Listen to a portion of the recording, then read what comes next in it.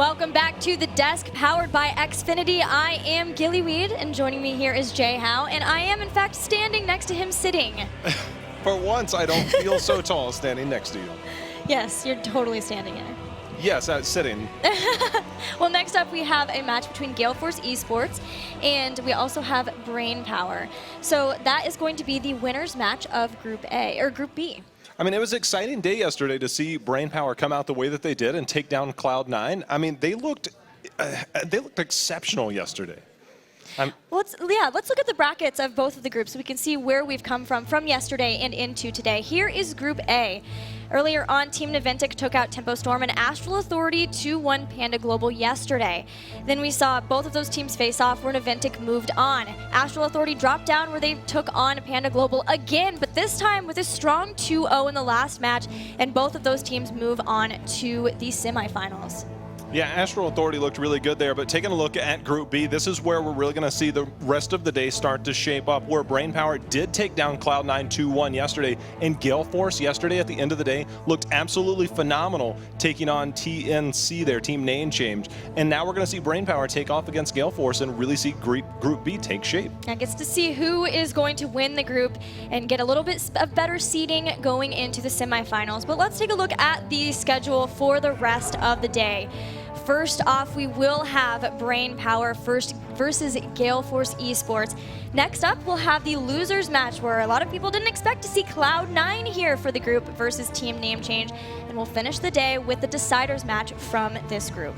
I mean, the potential there for any of those matchups at the end of the day is absolutely huge. You talk about Cloud9 and some of the things that have gone on, whether they're going to qualify and see how things go.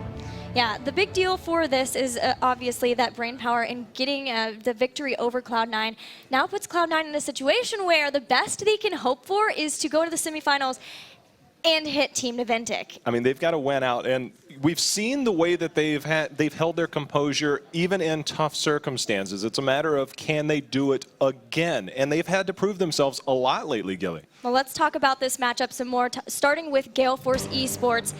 And here they are, one of our most up-and-coming teams, we would see. They've had great success both online and offline. They made it to the semifinals at the first regional.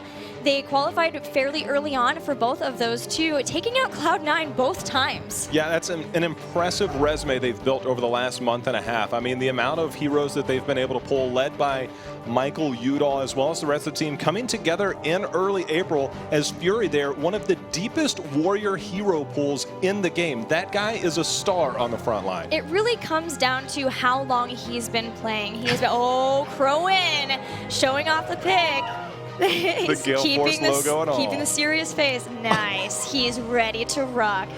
But yeah, Fury has been such a staple in the Heroes community for a long time. He's been on different teams, and that has allowed him to keep this great hero pool since the meta has shifted so much. There was a time when, believe it or not, Muradin was not the top picked hero.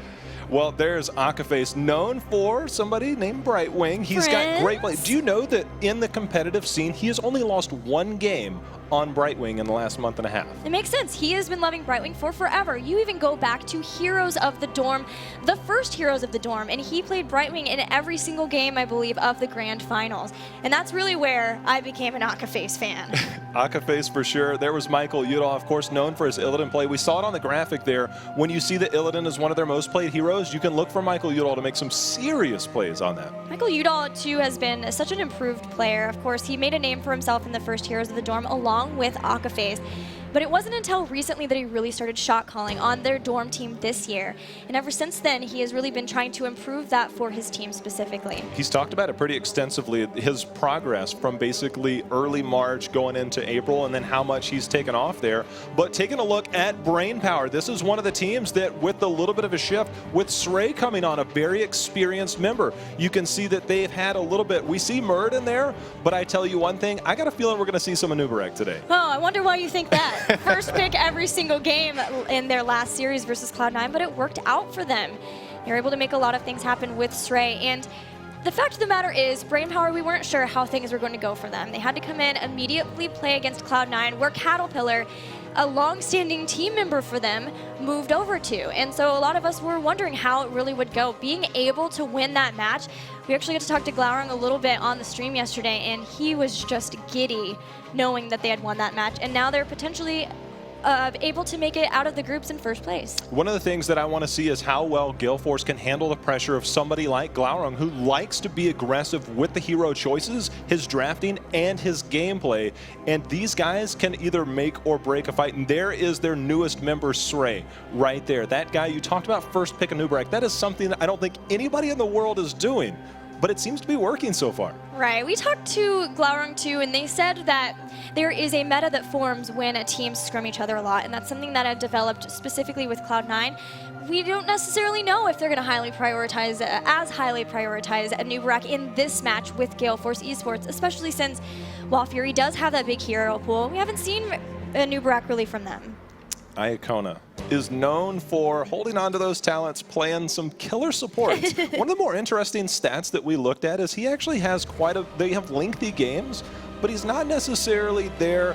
He doesn't have the highest average heals, but when he's there, it makes a difference, and it shows with brain power.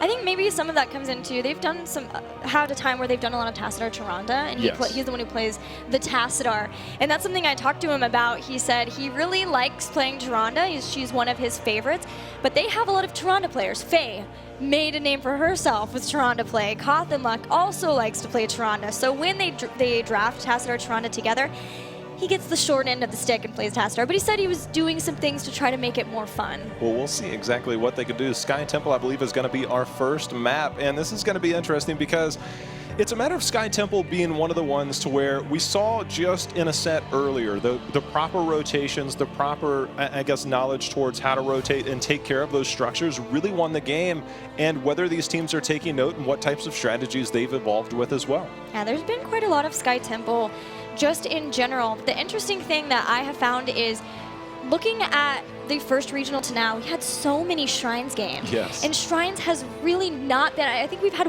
one game total on Shrines so far. I was so confused by it yesterday that I talked to Astral Authority's coach, and I asked her, I was like, what is going on with Shrines? And she said that it's everybody's comfort, so no one wants to pick it because it's so risky. You give the opportunity for your opponents to play well, so they've been working on being able to have different comfort picks. Definitely one of the most played maps, and rightfully so. I mean, it's so well balanced in the changes that they've made over time, especially the last few months. Even the regards to the first Punisher lately. I mean, it just makes it such a great map to play. But Sky Temple is another one of those popular maps, as well as Cursed Hollow, with the larger maps for teams to allow, I guess, a little bit more breathing room to strategize a little differently. Also, one thing to always keep in mind for Sky Temple, it's a large battleground. So global heroes come into play a lot more, and if there's one team who loves their global heroes, it's the Gale Force. We've seen Dahaka from them. Of course, Falstad. They have 2 Falstad players, and Brightwing. Hello, all of them they love. Yeah, we saw that one of the most played heroes is Falstad, and right there, the second player in line is Rafflecopter. You know, one of the more interesting things, if you look at the last 4 players for Gale Force right there, all of them made a name in Heroes of the Dorm, or at least competed in some fashion. It's just like, hey guys, Dorms is done. Do you want to group up and go to Gale Force? Sure, let's go win some games. Like, they've done phenomenal in the last 2 months. That's actually exactly how they started. Michael Udon and Akaface wanted to be on a team together. They were taking a break for Dorm. They had known Rafflecopter. When he was on Blaze, they were friends. They had scrimmed each other a lot. I don't know if you remember from Heroes Rising, but the kiss, the infamous blowing the kiss from Michael Udon and Rafflecopter grabbing it. But they were really good friends. They wanted to be on a team together, and then found Fury and Crowan and were able to basically just hit the ground running with this team. And every time I talk to them, they just mention how good this team feels to play together. They all respect each other. Fury says they're all as hungry as I am to win, and so they have this drive, this hunger, and this desire to play together that really makes their fights go really well. Yeah, the interview that I was able to do with them, that was everything that they stressed, every single person. I had a chance to talk to them as a team and individually. I mean, I instantly became a fan of not only the team, but of the individuals that are on that team. They're all really good people. Yeah, they respect each other so much, and it's noticeable. But talk about respect too, and on the other side you have brain power, and these are players who have been together for a long time. When they had Cattle, they were the longest standing roster, and that gave them a lot. They had the ability to try out a bunch of different compositions and had a lot of comfort with each other.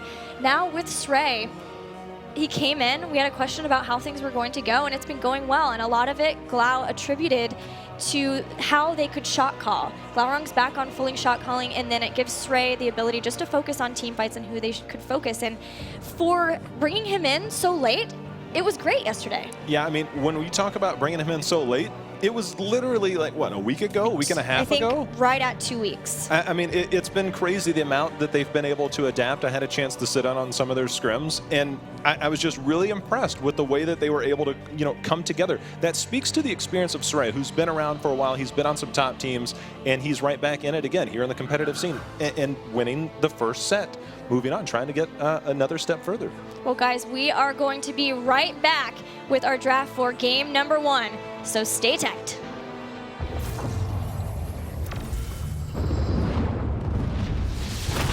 The demon Asmodan had his ultimate victory within reach until the opposing heroes dealt him a devastating defeat.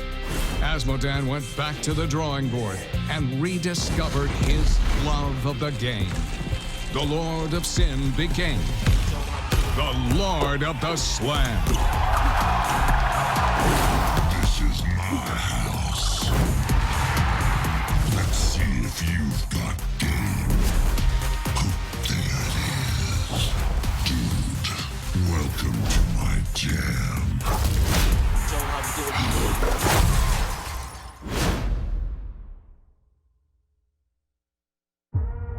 Overwatch. Soldiers, scientists, adventurers, oddities.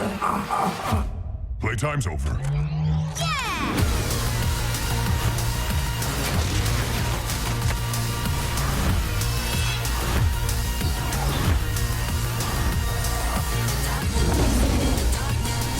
It's time to pick a side. Overwatch. Play it on PC and console May 24th. Rated T for teen. Now I've got a tale to tell you of the ones from long ago. There's an evil that's been dreaming, but now it's softly screaming. From the darkness, their power will grow. It's the whispers of the old gods.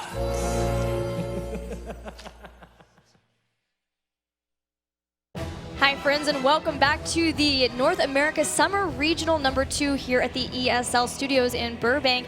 Jay-How, we are just about ready for our first draft between Gale Force eSports and Brainpower. I gotta ask, how do you think that this series is gonna go? I think that when we look at today's bracket, and this is barring anything that happens later today, this could potentially be the most competitive series in terms of skill, hero depth, the pool, everything here. This could be the most competitive series that we see all day. And I genuinely mean that. This, I am excited about. Oh, I am super pumped for it too. Both teams looked great yesterday. We have Gale Force eSports, who has been on the up and up every single event, and Brainpower, who has a little bit of fresh blood to help reinvigorate them. And I know that those players want to get back to the, both of them want to get back to the semifinals that they were in the last regional. I mean, the most interesting thing with Brainpower taking down Cloud9, a lot of whispers, a lot of rumblings around here has been Gale Force is going to be that number 2 team going. If Brainpower takes it here, that's huge. That would be huge for them too, especially because you of course want to come out of the group being in the first place position, because whoever leaves the group in the second place position, that's who has to go up against Naventic, and nobody wants to do that. Nobody. Zuna, the self-proclaimed crusher of dreams. Ooh. That's what he said. Well, Brainpower has first pick, first ban. They're going to ban Gale Thos, and we see the Illidan follow-up. I think it's very likely we could just straight up see Illidan every single time. Both teams recognize that there is a great Illidan player on the other side. Very much so. You talk about Glaurung, you talk about Michael Udall. I mean, it's basically a toss-up. Who do you want to have on Illidan? Neither one of them.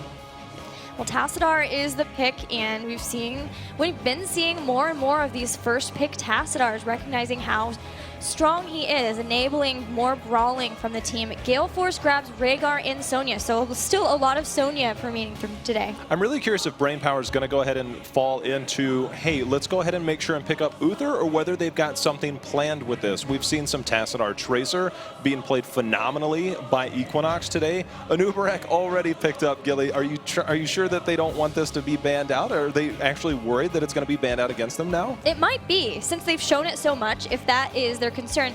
But hey, it wasn't first pick. It made it to the second round for them. So they at least are going to have Tassadar too to help out. And that is one thing that'll be nice for Anubarak, is he can be blown up as a hero. So having those extra shielding from Tassadar will be really helpful for them. It's always really interesting to see how they draft. Obviously, we're looking at Faye there on the end. Actually has some of the highest average damage in the game and in the North American scene. So you want to be able to take some of those strong heroes out. Obviously, with Kael'thas off the board, are they going to try and pull Li Ming away from her? What is going to be the strategy there? But Brainpower recognizes that they don't want that to happen. They're going to go ahead and secure themselves a very strong backline. A lot of that comes down to Faye's ability to innovate on heroes.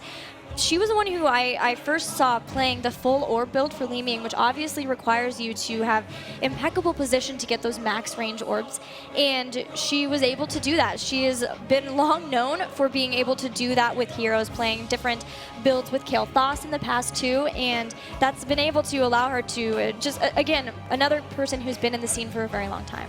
Yeah, you know, one of the things I do worry about with that build is you have to have a strong front line to be able to follow up, because that splash damage is real. But if you don't have a lot of follow-up, it's tough. So kind of curious to see how they're going to go with this draft and what direction, as we see a Tracer ban coming on the side of Gale Force, afraid of Tracer being paired up there with that Tassadar. Yeah, that is a real fear after we've seen it so much. And now we'll see what Brainpower want to ban away from Gale Force. They have their warrior, so we could see like a Muradin ban here, potentially ETC. There's been so many second bans on ETC of late. More bans than he's been picked up even in this tournament. Yeah, the fact that Brainpower goes so heavily into Anubarak, it almost makes it difficult for them to control the warrior, I guess, picks there, in the sense that they can't pick up one and then maybe ban the other, because ETC Muradin are some of the strongest ones, but they're going to go Greymane here, and I love that ban there. I mean, Greymane can absolutely change a fight, and when you have Li Ming on that back line, you got to be very careful. Yeah, Greymane synergizes well with the Sonya damage too. It's another one of those situations where you have distractions with damage in one point, and then the other one can come in. And just controlling the bursty damage they have by banning out both Kael'thas and Greymane and grabbing Li Ming. Gale Force are going to grab Muradin for Fury, and we have Michael Udall, Iacona. So we're still waiting on Rafflecopter, as well as Falstad?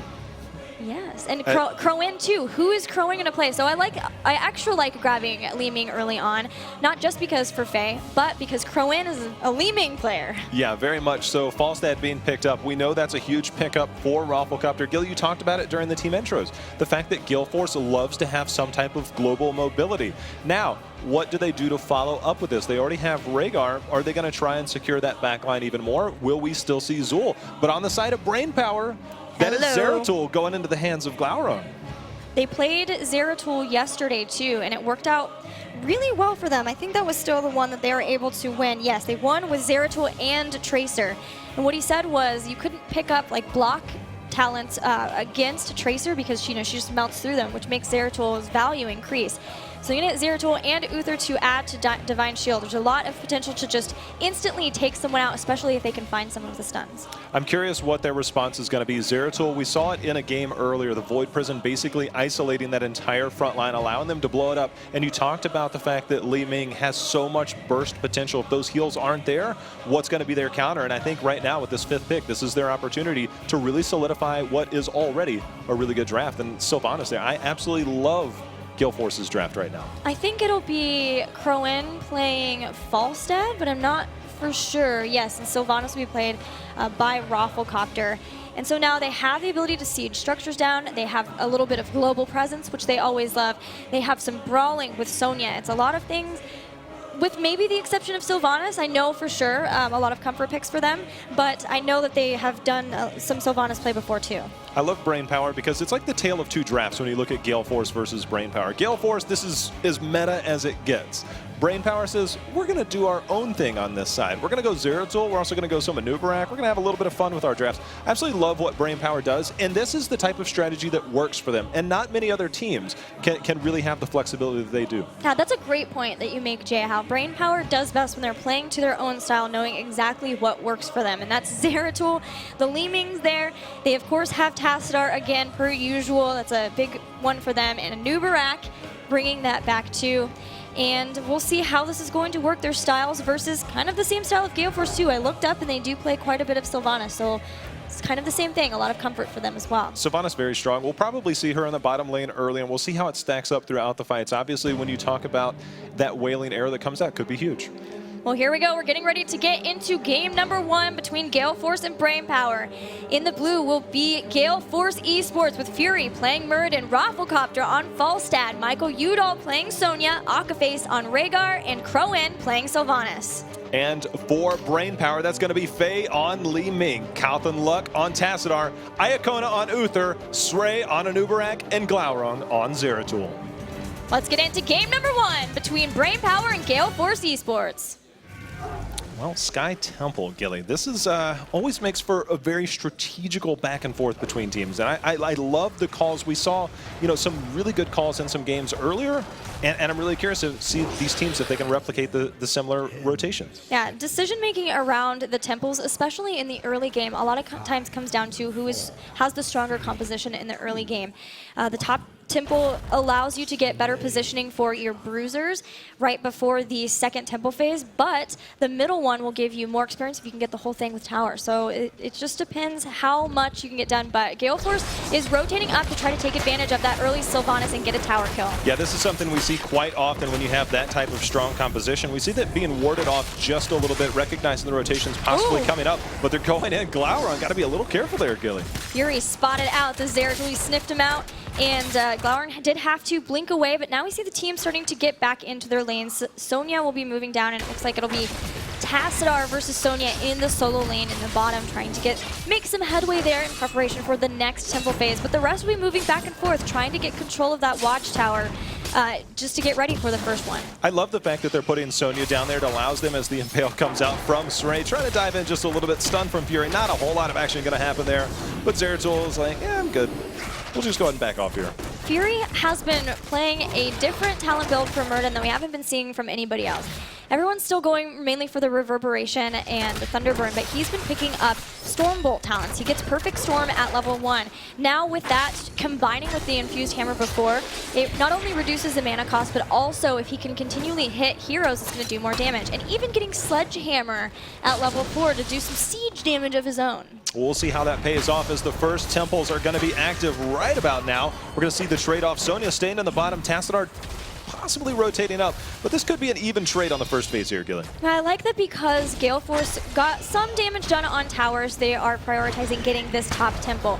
But Brainpower want to go for the fight, and Falstad moves in, looks like to the mid temple, so they know that they need to get out of here, but can they do it? Body blocks from Glaurung, looks like everyone gets away safely, and no first blood yet. Yeah, nothing yet. We do see a little bit of exchange. We see Calthan starting to rotate up here on Tassadar. Rafflecopter trying to ward him off just a little bit as Michael Udall starting to get in position there in that middle lane to try and get some soak and be there when the team needs him. You can see how much these teams are wanting to make sure they have this watchtower because it allows you to make those faster rotations between the two temples. Falstad has been pushed off of the mid and in the top. It's still a fight back and forth, but I like that Gale Force is pulling Brainpower back and forth, but Rafflecopter's flown up. Yeah, it's been very interesting. Normally we see a lot of teams try and trade, not necessarily force the issue, but both teams are actually a little bit of a give and take, but at the same time, Gale Force with Sonya staying in that bottom and then rotating to the middle lane actually has a bit of an experience lead right now. Yeah, I think Brainpower, with their potential to get picks with Zeratul, they're really trying to see if they can find somebody out of position and get the kills, but Michael Udall has been left in the bottom lane, and that makes Calthan Luck come back here to match him for the experience gain. Well, it does look like the final shot should be picked up there by Brainpower as Srey is going to stay on point. So a bit of an exchange there. They do try and keep up just a little bit in terms of structure damage. So an even fight so far. No kills yet, Gillen. As soon as Michael finished getting the wave in bottom, he started to go to the Giants on that side, but the rotation that Tassadar came up, I'm thinking maybe he used Oracle and spotted that out. Sonya had to go back to the lane So they didn't quite get their Giants yet, but they are at least working on their Bruisers pretty early on, too. I'm curious if they're actually going to sit on this or whether they're going to pick it up early. Oftentimes we see teams wait just a little bit to try and time that for the second Temple phase, but they're going in with it early. Don't be surprised to see Sylvanas try and get some value with that wave pushing in the top. Yeah, especially because they did a lot of damage to the top fort because they held a lot of the top temple.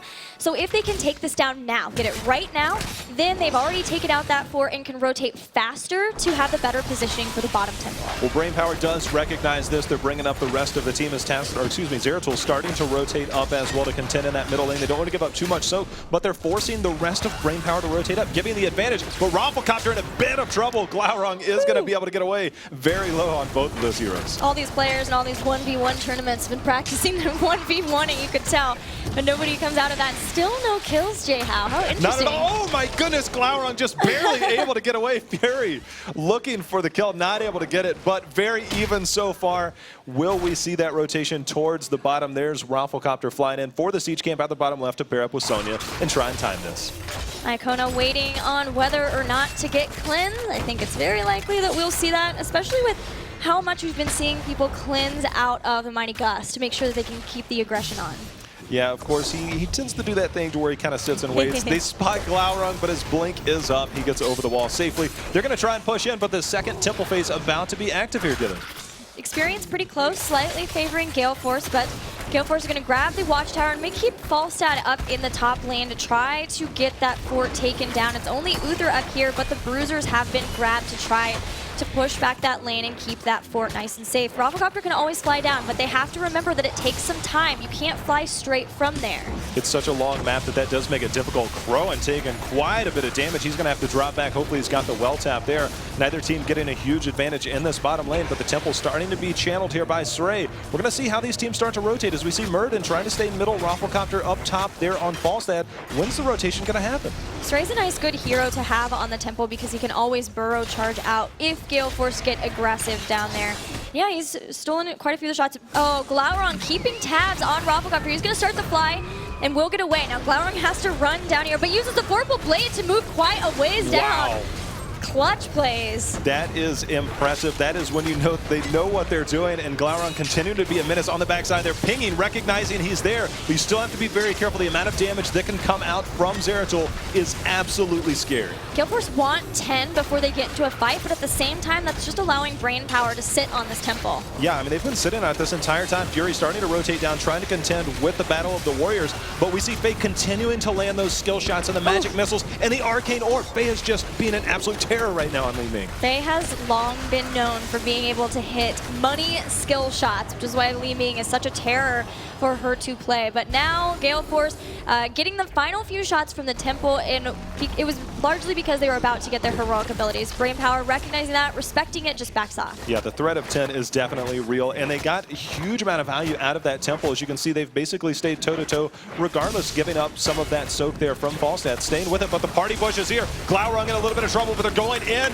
and that is going to be Iacona going down. Nice rotation, nice party bush for the first kill of the game, Gilly, almost 7 minutes in. That is crazy, but perfect timing from them. They want to take out the well, too, just to make sure that they can reduce the amount of reinitiation. Sray is in trouble. They have some shielding.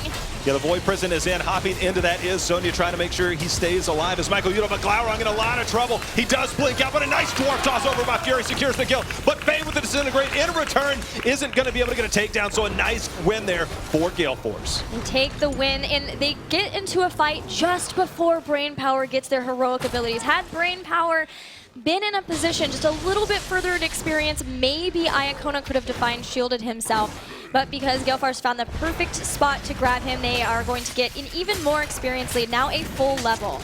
Yeah, I think this is the moment in the game to where forts are ready to fall as they start to push in with the next Temple shots as well. This is where teams can really start to distance themselves. So look for Gale Force to try and get aggressive, but not too aggressive until they hit 13.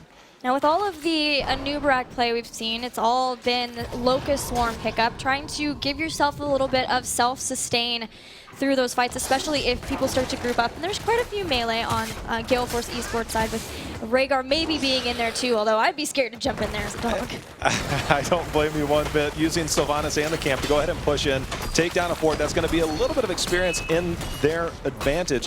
We're going to see how much they rotate this over. Of course, with Sylvanas, if the team doesn't rotate, they can see that this camp is being picked up. They know they have the advantage, Gilly. Yeah, I really like this. They lose their Giants, but they know that there are so many people down there because Fury had spotted it out that they're walking away with keep towers, and that is even more experience than a fort. And it looks like Fury is coming up, so maybe the Giants can take down the fort, but they're still going to be in a good position, especially with nearly grabbing 13 for this temple phase. Yeah, they know that they have Mighty Ghost as the disengage. They're trying to isolate Srey, who does go in. Oh! But look at that Void Prison, Gilly. Can they get the follow-up? We do see Fury out of position, but Rafflecopter going to be the first to fall. The reset's coming in on Faye. Look at Fury's health going down. He dwarf tosses over. The Impale does help secure the kill there on Michael Udall. Huge win right now for Brainpower, and they're not done. Fury in all kinds of trouble. Can they follow up here, Gilly? They're trying for. There's the burrow charge from Srey. Ancestral Healing keeps Fury alive, and Srey's kind of slowed down, but gets away. Will be able to step out, and that's all 5, and that's what they needed because the temple phase has started, and it's going to be a little bit until everyone from Gale Force is back up. Falstad can fly into the fight pretty quickly, but Sonya, it'll take her a bit to run to wherever they want to go. Well, that Mighty Gust looked good originally, but as you said, with that burrow charge from Anubarak that allows him to get out of tough spots, he turned right around the minute they realized they had that advantage, but that Void Prison, The Void Gilly, Prison. that was crazy. That was huge. It was a 4-man, and then only Fury. He can zone to his heart's content as Muradin, but you're not going to be able to zone away everybody when your other teammates are caught in a Void Prison. Well, we see a little bit of an even exchange here, but making up a little bit of that experience gap was Brainpower, trying to stay with him just a little bit as the rest of the members from both teams actually doing a little bit of soaking right now. So Li Ming has Glass Cannon at 13, which of course makes her a little bit more vulnerable, but with both Anubarak and Zeratul being aggressive, they can feel fairly safe to do that because they know that the focus is really going to be on trying to make sure that they know where Glaurung is so they don't get caught with a Void Prison that big again. Yeah, the fact that they only have Sonya that really has that hard engagement to try and get to that back, it actually leaves Li Ming to be much safer and a lot more potent, and we've seen Fate land some killer shots already. Look for more to start coming out now that they're here at 13. Yeah, no leap this game, unfortunately, but we did get one, so that's pretty cool. All right, so Glaurung is capping these bruisers in the top, and the boss is available, but of course, Brainpower, they're always going to be scared to go after that, even if they maybe get a kill, because Falstad is there with Mighty Gust. Yeah, the two neutralizers for that, Void Prison on one side, yes, Mighty Gust on the other. We'll see how that plays out and whether there's a moment. And when teams get a pick or two, that's normally when we see them rotate down, but looking for a little bit of a flank here. Srey getting to the back line. The Impale is out. Kron gonna be okay. Trying to haunting wave out of there. He's gonna be just fine. Brainpower is still down a level, and they know that if this continues in this fashion, they'll be down the talent tier of 16, which is a huge talent tier, potentially right around another temple phase. And that's where things could get really risky. You know, if it's a bottom and top and the boss is free, we could see teams do that. So they're doing whatever they can to make sure that they're aggressive during the time they can be, looking for picks, taking out a fort, just whatever they can do to get the experience back. Yeah, the amount of commitment that Gale Force has shown rotating with Sylvanas in those camps to that structure damage has allowed them to get max value out of every single temple. And if it's a war of attrition, it's already in favor of Gale Force. So you basically have to look for some type of pick, but 16 about to be here for Gale Force. Gilly, we're probably not too far away from the next temple phase either. As you say it, it's like you knew. They're grabbing Watchtower so they can see. It's top and mid, so that helps a lot too. They also got the Giants in bottom knowing that they weren't going to get those picks, so it buys a little bit of time. They have a level to make up. They're going and soaking as Zeratul safely soaking in top while the rest get the mid. And they have now spotted out that the boss is here. Zeratul is going to try to run as fast as he can. Did Zeratul show it top? The Mighty Gust is there, but the Divine Shield was used on Anubarak to allow him to stay on point. Michael Udall gets the Ancestral. He's in deep, but Anubarak staying in. The Wailing Arrow in return silences the members, but we do have Fury very low. Can they get the follow-up? Michael Udall trying to stay on point. Srey solo staying on Michael Udall at first to fall, but they're returning the damage. Uther goes down, but the kills are coming out here, Gilly. 3 members down from Gale Force, and Brainpower doesn't look like they're done, but nice flight out by Rafflecopter. The flank and the Void Prison from Glaurung was so good, and there were 2 people who were low and only 1 Ancestral to give, so Fury was very low. Obviously, they ended up losing Sonya and Rhaegar and even Sylvanas, and the kills, because Brainpower were close enough, it got them to 16. They grabbed their talents, all except Iacona, because he's Iacona, and then that helped them get to the point where they could do a lot more damage. Mirror Ball came out. Also, also the Rending Cleave from Zeratul too. So they had what they needed to be able to take that fight, even though it started with them down at 15. This is such a huge momentum shift right now in favor of Brainpower. Not only have they made up the experience, but those kills are allowing them to get shots from both temples right now. Now they've grabbed both of them, and they're burning them down pretty fast. They're both about halfway. Gale Force just now with everybody up, having to clear out waves even to get here. And once they show, Zeratul leaves. Anubrak can finish this temple, and potentially they can move up and fight, but Gale Force really want to get in the fight now. And look, Brainpower have gotten all the way back up in experience where they were behind for a lot of this game. Yeah, Brainpower, they took exactly what they earned. They got it. They got a lot of temple shots out of it. They rotate back. They're healing up. They look at the shields out there from Tassadar. That's a huge buffer to get into a fight, and they look like they're ready to engage. Here goes the fight. Structurally, they're about even, but Brainpower got a lot of damage done to one of the keeps. All the heroic abilities are online, and Flowron can find the perfect spot for a Void Prison, and there is one. It hits one. The Mighty Gust comes out too. Yeah, nice Mighty Gust there as we see the Divine Shield was used on this right. Michael, getting stunned out. Not enough damage to follow up just yet. And Fury very deep on the back line, but so is Sray. Now we see the rotation back. Nice Ancestral lands on Rafflecopter, but very low right now is Gale Force. They're having to drop back. This is another win for Brainpower as they continue to put Gale Force on their heels. Gale Force just doesn't know where what to do. They're dealing with Zeratul and the Anubrak, both coming at them from different angles. The Li Ming is in the back, throwing down tons of damage the whole time. They're scared that if they lose one kill, they're going to instantly be able to snowball it too because of critical mass, resetting Li Ming's abilities. So they're having a tough time. They're taking damage really, really fast and just having to disengage off of that. Michael Udall is known to be aggressive, and he stays aggressive. The problem is the rest of his team is being isolated, as you said, by Anubrak and Zeratul, keeping them back and separated, not able to follow up on anything. And that is a huge advantage for Brainpower in the last few team fights. That's something that had happened to them in the last regionals too, is it sometimes seemed that Michael Udall was ready to go and out really far, no matter who he was on, 1v1ing and doing really well, but the rest of the team would be getting isolated or would be in the back. Something that I always try to keep in mind with Gale Force is together we conquer, divided we fall. Because if they can stay together and make sure that they're focus firing down, they can instantly blow someone up, especially with the Wailing Arrows. Well, we see Glaurung looking for the flank. He still has another 10 seconds left on his Void Prison, so possibly looking to go and at least get a little bit of poke in. For now, he goes in the back. Look at the amount of damage he's able to do. He took out Crowan almost half of his health, almost instantly. Yeah, a lot of this too comes down to the fact that it's double support versus single support too. Brainpower has Tassadar shields. He's been constantly remembering to shield everyone up prior to the fights. And then that helps out even though Uther has long cooldowns. And that is even shortened by getting hardened focus. So now his cooldowns will be even less now. I mean, that's a huge advantage, as you said, but look at the amount of damage. Mirror Ball and Arcane Orb with those magic missiles. Fury, he's forced to retreat. No, he goes down. The blink back in, or maybe that was the Vorpal that goes in. Glaurung coming in, being very effective. Crowan gets blown up, and now we see under pursuit right now. Akaface trying to get out of there, but nice disengage with the Mighty Gust. Akaface trying to get out of there, but another huge win for Brainpower. Now they're just struggling to keep people alive at this point. And this keep is low. It will get taken out, and that's not only a big experience boost to Brainpower, but we're on Sky Temple. The structures are your team's health, and there is a temple that's active. The biggest thing about that, as you said, those temples will take down the structures, but they also open up an avenue. If they get another takedown, a couple of takedowns like that, that gives them a free shot towards the core. And look for them to be aggressive as they have been this later half of the game. And Brainpower has a double support composition, which means they don't mind having these more drawn-out fights around the objectives. Drawn-out fights now are doubly bad for Gale Force. Not only do they not have a double support, but they're facing catapults in one, potentially two lanes. I mean, this looks like potentially to be second keep of the game. That's going to go down. Level 20 is picked up, and Gale Force in a very tough spot because they can't necessarily try and engage upon that. And looking to rotate down, it looks like we might have a possible engagement. Glaurung continuing to be aggressive. Look at him going in on Rafflecopter, who's very low. The Mighty Gust used maybe a little bit early there, Gilly. Raffle's already used that. There is a force wall, but Michael Udall can use Mystical Spear to get over that, make sure to stay safe with his team. But Brainpower are forcing the issue. They have 20 talents. There's no 20 yet for Gale Force, and they're going after the boss.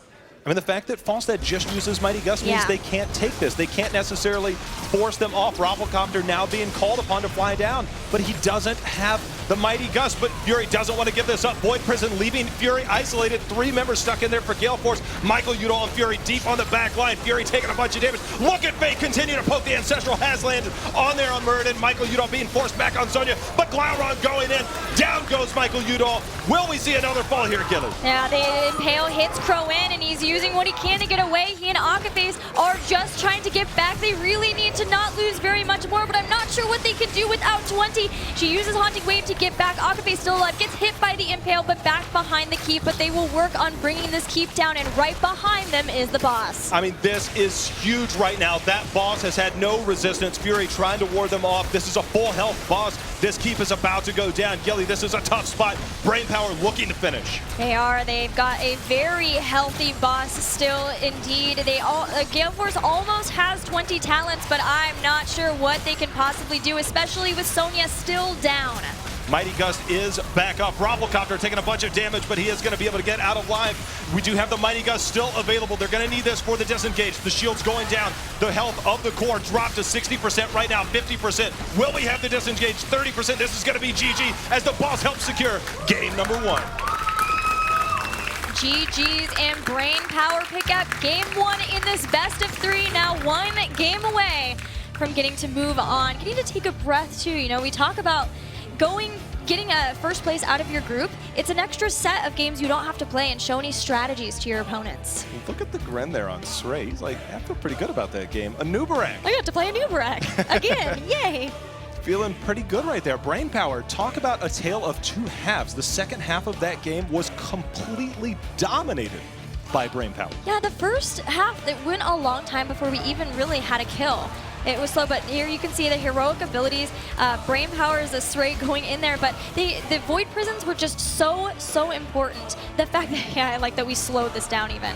I mean, this hits right in here. Rafflecopter goes down immediately, and the rest of the team just stuck in there. They're trying to be aggressive, trying to ward them off. Michael Udall is going to get caught. Another Impale there. I mean, this is just phenomenal play by Brainpower coming out every step of the way. And now we look at the boss fight. This is where things really started to hurt Gale Force. And we saw the Mighty Gust was down. They tried to stay on point here, Gilly. It was a tough fight. Yeah, there were 2 tough boss fights for Gale Force. They had people there. This one even, they had more people before Zeratul could get there, but his flank was great, and the Void Prison, again, was really integral to the fight. The fact that he could slow down the rest of the team and try to isolate people away, give his team time to take someone out. But I think a lot of it really comes down to the fact that you saw how much damage was coming out of Brainpower just from Zeratul and Li Ming. They could do a lot, and they had double support to back it up too, whereas they had a lot of potential damage for Gale Force, but they struggled just to stay alive. Yeah, I mean, I love the look on Michael Udall's face. He almost looks irritated that he lost that match, and it looks like he's already ready for redemption. I mean, he looks so focused. I love the look that he don't need to get too down. That was a tough fight, and Brainpower played really, really well. And Gilly, Brainpower, first series, now coming in here against Gale Force, they're looking extremely powerful here. Can you imagine what it was like, especially for Glau, who yesterday said, well, obviously he feels great. He feels good. Yeah, he came in and he said, that was the first time that I've beaten Cloud9, of course, in a tournament setting, in a year. A year Wow. of being the underdogs to a team, finally getting that victory. I can't imagine you coming in here and not feeling like you can just take the whole thing. I mean, after that, I mean, it's just, I don't know if it's change of attitude or what. I mean, obviously they went against Cattle, but it is going to be game number 2 here on Cursed Hollow, as it does. Look at the first ban, Gilly. Oh, look at that. It has started. Finally, we see What? a Nubarak ban from Gale Force versus Brainpower. So now we'll see what Stray plays when a noob is not available. I mean, this is history in the making, seeing a Nubarak as first ban here. That is an ultimate respect ban. So with the Rhaegar ban, Tassadar is free, so is Illidan. Illidan was not up last game, so I love how Brainpower have played this out. Because what do? Do you take Tassadar and just know that your opponents are going to get Illidan? This is Cursed Hollow. This is a great battleground for Illidan. I mean, these are two bands that we don't normally see. Will we see a first pick Illidan or first pick Kael'thas? Keep in mind, if one team doesn't pick Illidan, you can guarantee that Brainpower will not hesitate. But Michael Udall says, give me something different. Give me Illidan.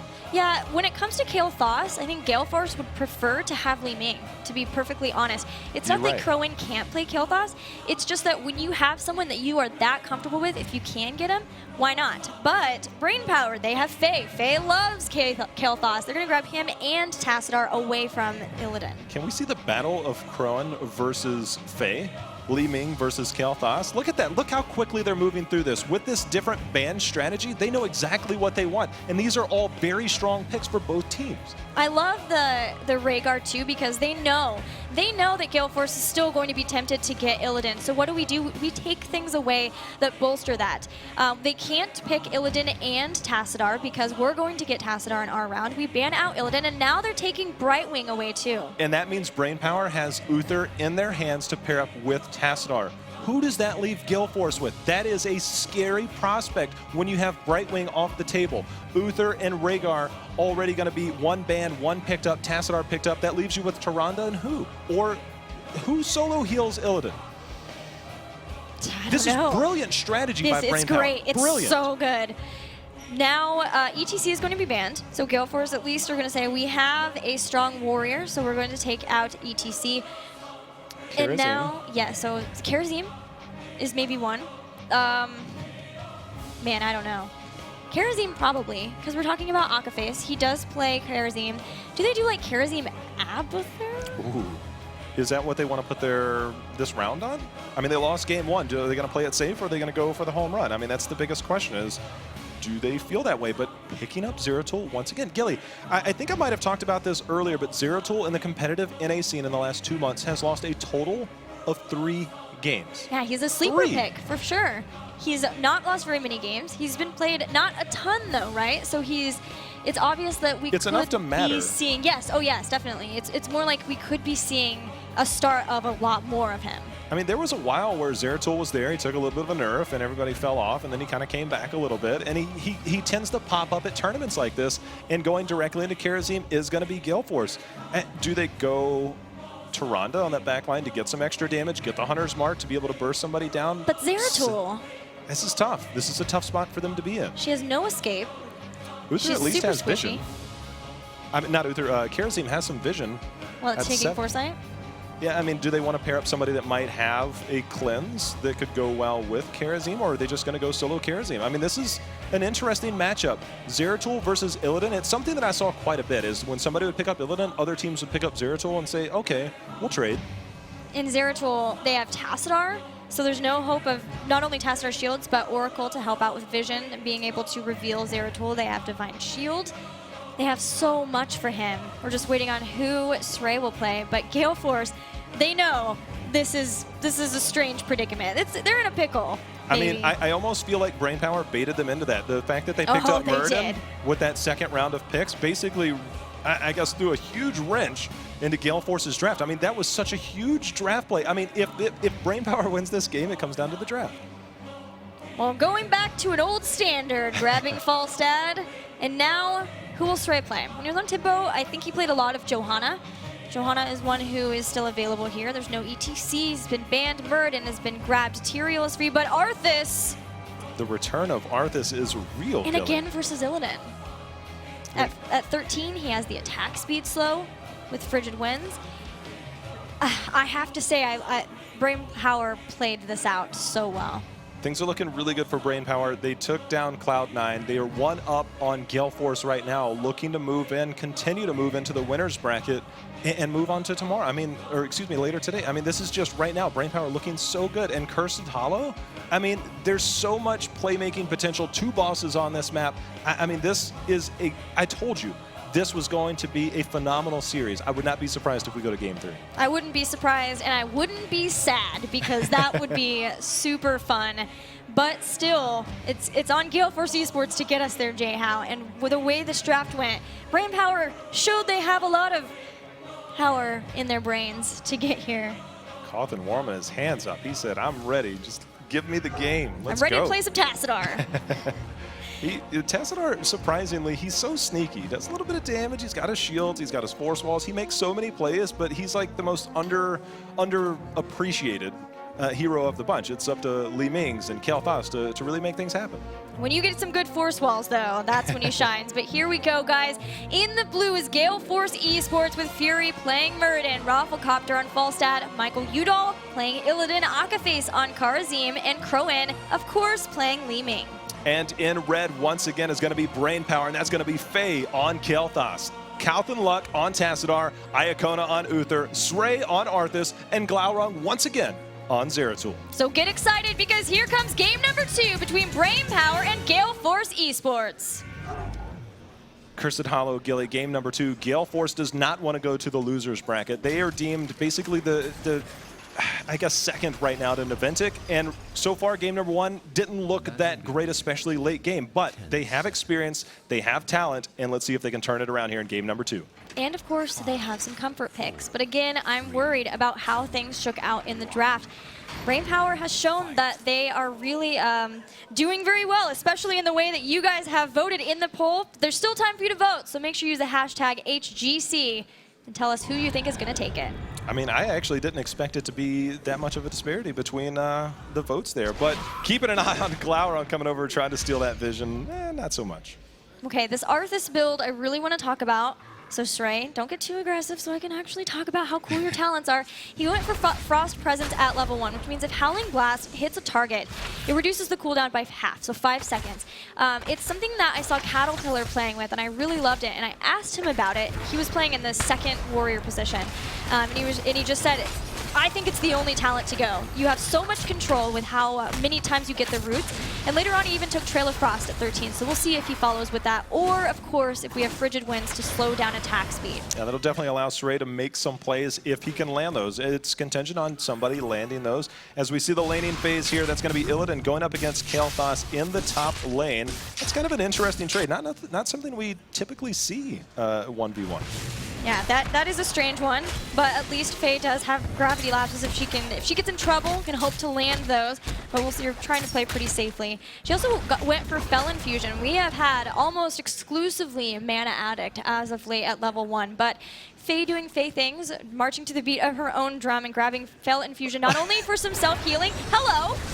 Oh, and Glaurung pinged it, knew that it was coming. That is experience right there.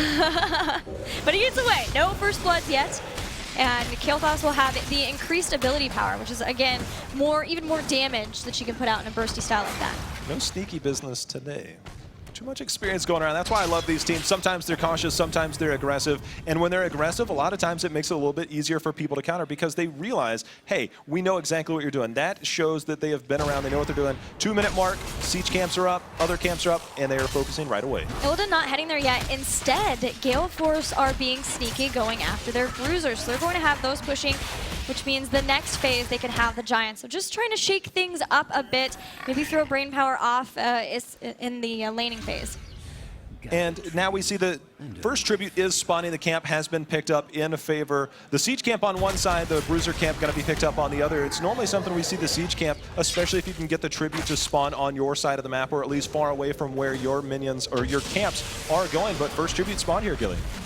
Let's see how they are able to group up for this. Kael'thas is still in top and Uther in mid, so it might be where Brainpower just want to give this up and allow themselves to stall this out safely as long as they can and get the experience advantage for later tribute fights. It's something that I actually love when teams do, especially this early on. The first tribute, if you can get that experience late, it actually makes it easier for you to get the forthcoming tributes and be able to get that first curse. And as you talked about, if they can just delay, that's exactly what they're doing. They have the comp to do it.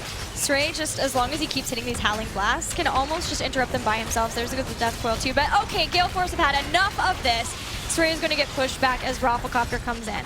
I mean, do you think that's the strategy, as you pointed out, for the level 1 talent, to be able to just delay as much as possible? I mean, you have Tassadar, you've got the cooldowns there. I mean, it's a brilliant strategy so far. We'll see if they can follow it up throughout the game. But Li Ming getting very low. Crowan is able to teleport away just in time. Woo, that was a little too close for comfort, but the tribute has been picked up. So Gale Force at least went out in that. But look how long it took and what happened. Brainpower have not only taken out a tower, but they are a full level up and grabbing level 7. I mean, that is just brilliant play. Faye stayed in the top on Kael'thas. And Gilly, you called it as soon as the fight happened. I mean, as soon as it started, and look, they almost have a full level lead now.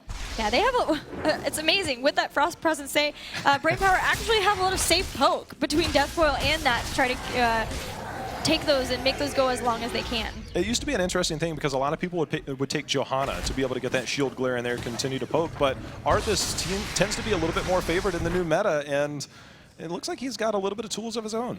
Well, I want to take a time to talk about a couple of talents, as long as Rafflecopter doesn't die here. Michael Udall's here too. Glaurung goes in the baits. The baits were real. Michael takes out Glaurung. That was very well played there, Gilly. Next tribute is up in a 5 versus 4 advantage. Could this be tribute number 2 already for Gale Force? Yeah, I think so. Their positioning is really good for this. There are short respawn timers, but nobody is going to stall this out. So now they are on curse point. So well played, at least being able to get that first blood too. I believe you want to talk about a couple of talents, and I think we looked at these on the monitor. Yeah. I really want to take a look at these right now because we're seeing something a little bit different. So I've seen a few times hammer gains get picked up. It's basically Vigorous Assault, but it is Falstad's unique one in that instead of healing for 15% of basic attack damage, you heal for 20. So he's giving himself some self-sustain. I think this is adaptation, knowing that they had trouble keeping people alive in the last game. Rafflecopter trying to get the jukes in. He does manage as the rest of the team rotates down to basically ward off the oncoming attack and be able to stay alive there. But interesting call. It's actually something that I don't think we've seen yet, at least in the competitive scene, but an interesting build coming out nonetheless. Yeah, there was one yesterday. Okay. And there's been occasional ones, but it's still definitely not the preferred one quite yet. Also, Astral Presence for Li Ming. A lot of times we'll see power hungry, but knowing that there's going to be a lot of long fights around the tribute points where there might not be orbs available, instead we're seeing her grab this so that if she does start to go down a lot in mana, she can get that, regenerate that back up without having to leave the fight. Well, the curse is up in favor of Gale Force, but level 10 right on the cusp here for Brainpower. Look for them to try and soak just a little bit to be able to defend against this, but going in hard right now, this is going to allow them to close that experience gap and try and get level 10 themselves. Gilly, this is a good play right now for Gale Force. Right, they need to definitely close that gap because if they can't get heroic abilities and they get engaged on, then they potentially could not get enough to make this curse valid. But the nice thing is, it's not like they're using a curse and then down 2 to 3 tributes. They got 3 right in a row, and now with taking out that 4th, they have gotten their heroic abilities, so they're caught right back up. Yeah, back to back to back there. 3 tributes lead to that curse, and you can see they're taking full advantage of it. And there's the vision we talked about, trying to get a little bit of vision to see what's going on there. And just a good way to kind of keep an eye on things, as Uther says. I'll spec into this. It seemed like Akaface was wondering about Palm or 7-sided strike, but I'm glad that he went for Palm because between the Gravity Crush Kael'thas and Zeratul, the burst damage is real. There is a lot of potential for there, and Brainpower see that Gale Force are trying to take out their boss.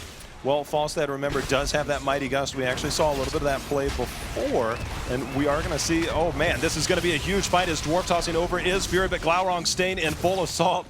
Raffle just flew across go, the screen. It's like, hey guys, bye guys. It's fine, I was just going to soak the whole time. It's not like I tried to fly into this fight, we're good. All right, but they do at least stop them from picking up their giants, or their boss, I'm sorry. It just... it was kind of funny, it just like flew right through. Oops, missed my landing. But level 11 picked up a slight lead, but Gale Force closed the gap. The next tribute should be coming up here soon, but focus on camps and a refocus here on the boss once again by Gale Force, and it's going to be sniffed out once again by Brainpower. Let's see if they actually stay on and try and commit here. I don't know if you saw, but we have Clairvoyance for Uther on Iacona, and so no cleanse available there. There is a big Void Prison. It hits 2 people, but Li Ming can throw out the damage to try to zone away. There's a big Gravity Lapse. Yeah, that's the huge follow-up they were looking for, as we do see Zeratul going in hard on Michael Udall there on Illidan, but on the backside, Rafflecopter under a lot of assault, trying to return some of that damage. So low right now is Gale Force. They're trying to back off, regroup. That is 2 failed attempts so far on that boss. Yeah, they've been able to stop them twice from that. They're taking some damage in mid against those towers from the Bruisers. We should have some tributes spawning pretty soon though, and that means that if they've been able to stall this out long enough, they've just, instead of like trading out boss for boss, they've just said, none of us get them, none of us.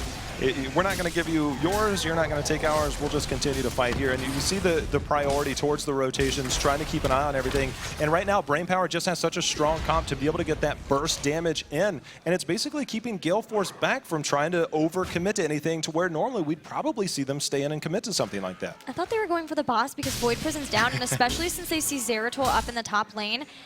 But they are emulating the Chinese teams now and just hanging out, going for a little Chinese bush meta, but not finding anybody caught in rotations. They know they need to catch somebody outright. They're a little bit behind in those 13 talents. Well, Cawthon Luck, he is going to be able to shift out and be alive. But the stun comes down. They catch him right before he gets behind the wall and gets the takedown, Gilly.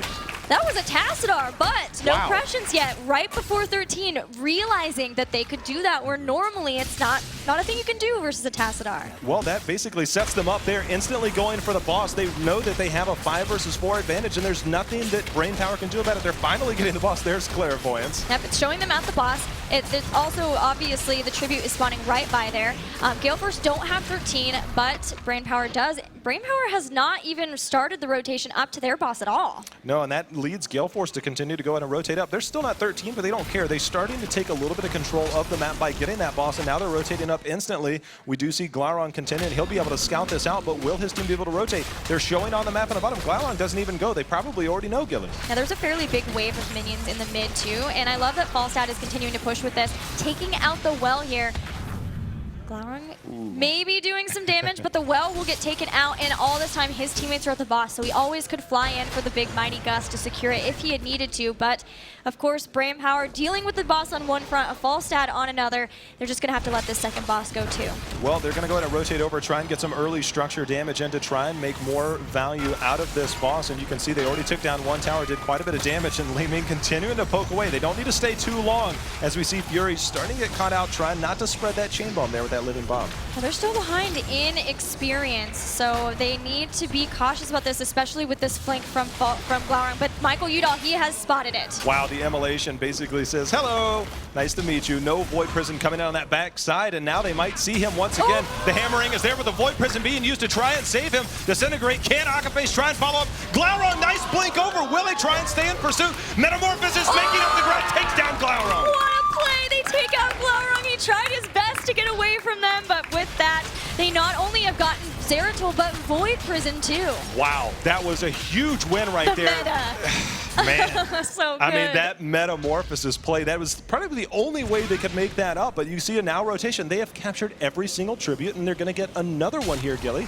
Going to be one more away from another curse. Right, and as long as they can try to maximize this time that they have with Zeratul down and no Void Prison and get some experience, they could maybe get to the point where they have 16 over their opponents at that point when that tribute spawns. So just guaranteeing a second curse. They need to be careful here. There's still a time when Brainpower could want to fight for this. Yeah, they definitely could, and they're not afraid to. They've showed that nice juke there, not able to get the root. No. Yeah, double root, or excuse me, double juke. And we see there we go, Akaface and Michael Udall, best buds there from Arizona State.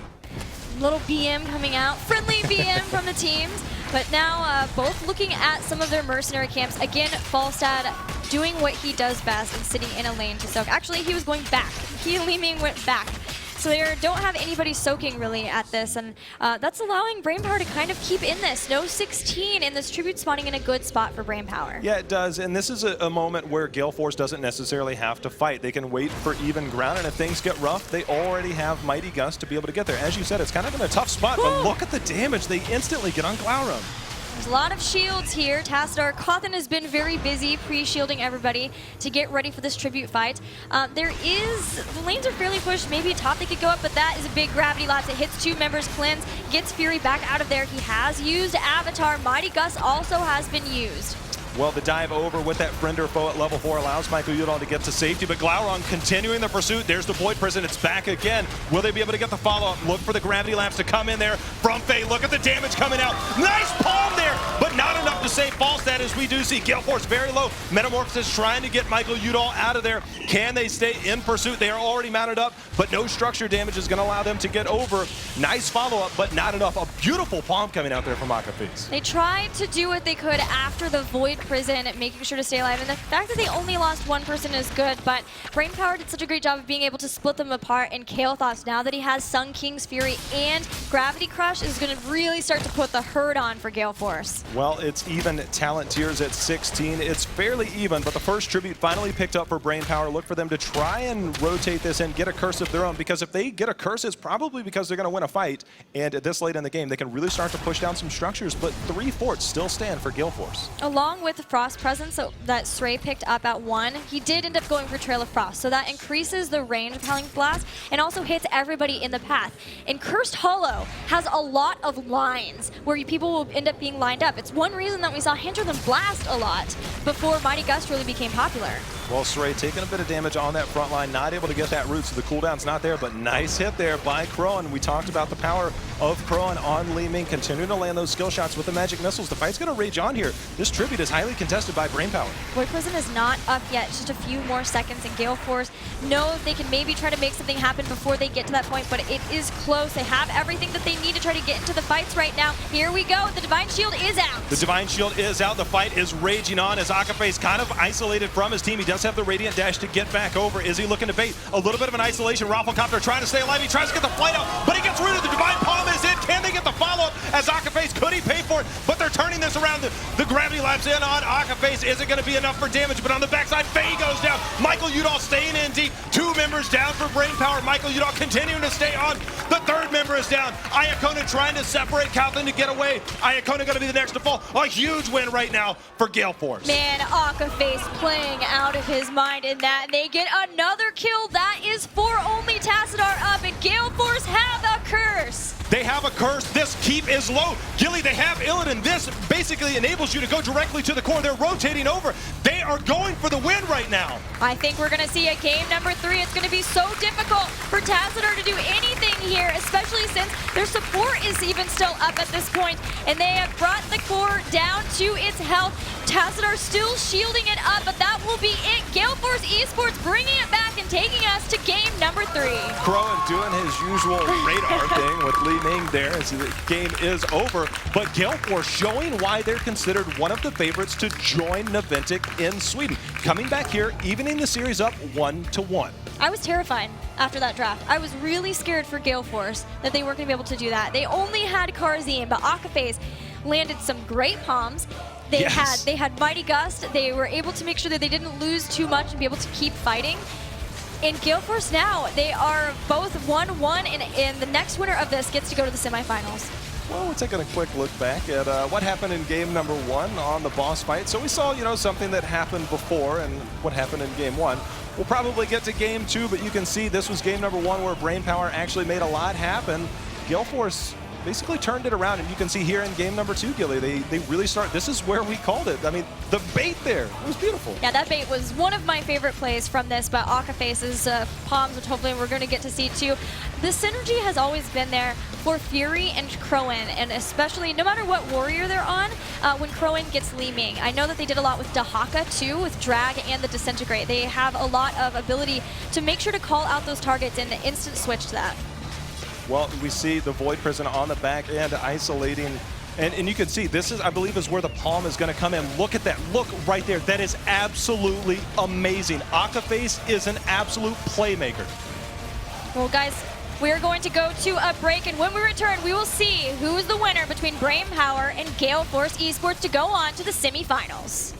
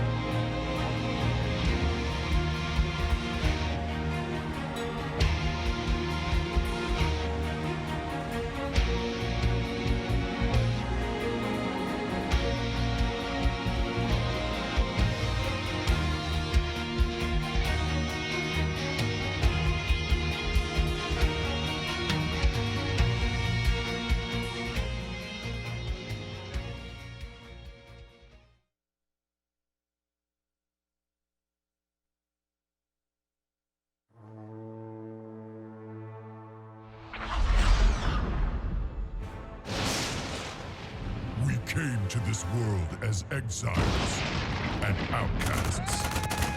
But together, we can be more. A weapon to break the chains of oppression. A bastion for the hunted and the lost.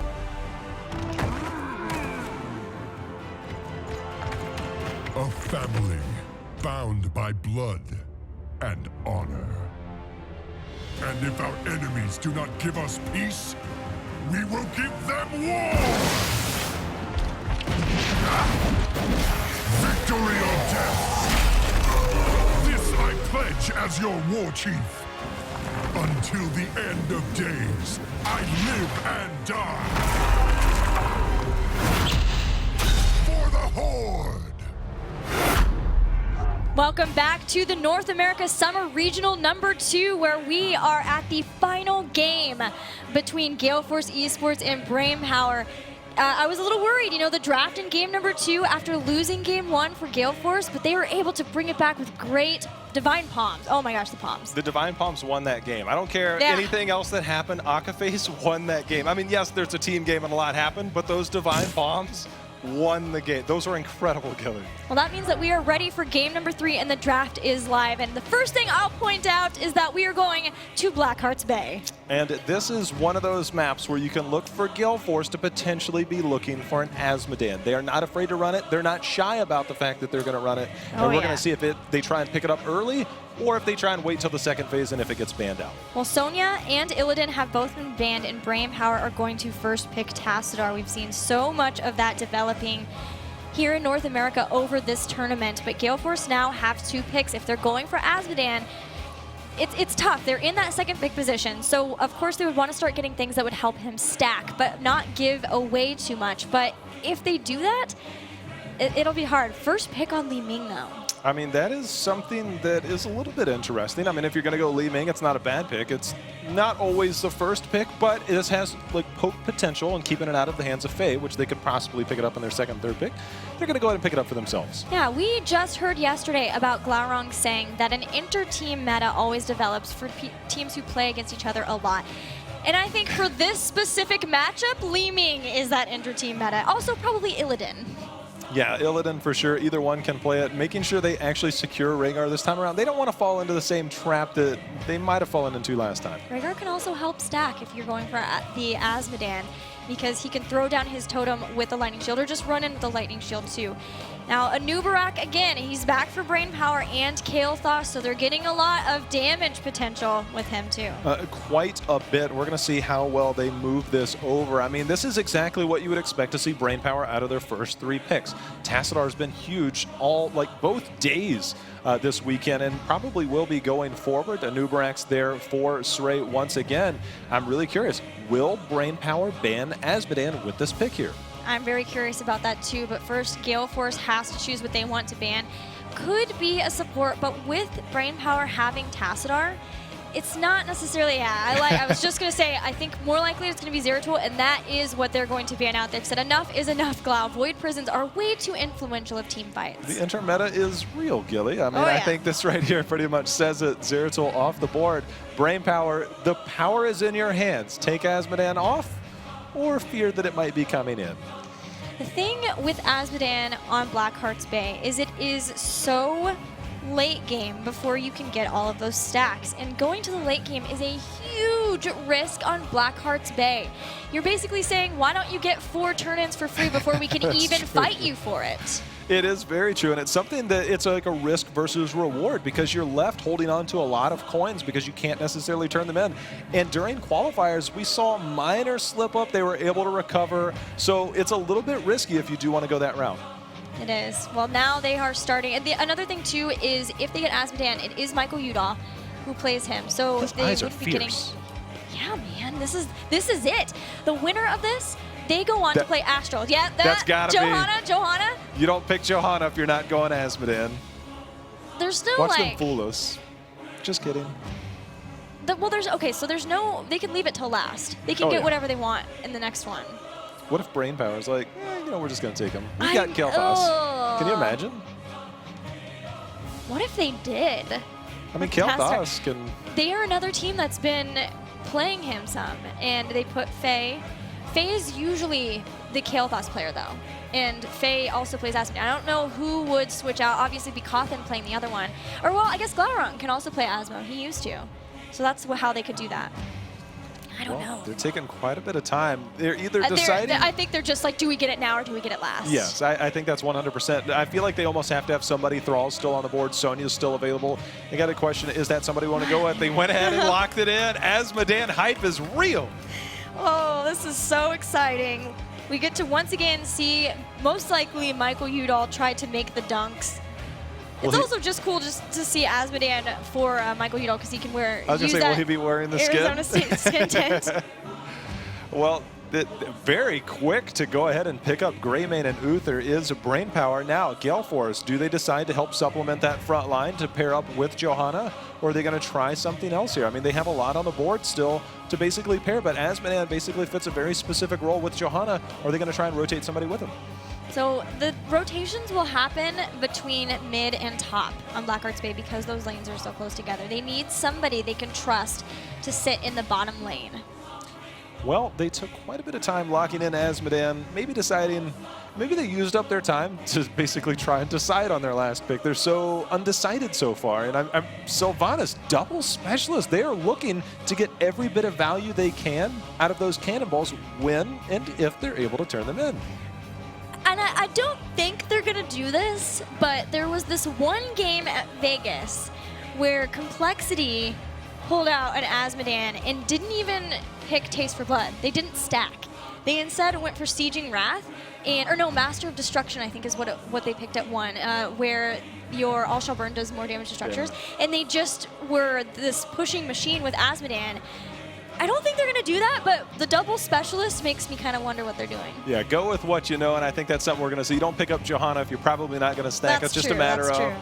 I mean, who's going to help secure it? Is it going to be Sylvanas solo bottom lane? They just do a 4-1 rotation and help Rhaegar, Li Ming help secure? Because, I mean, they have to be efficient. Like, you can...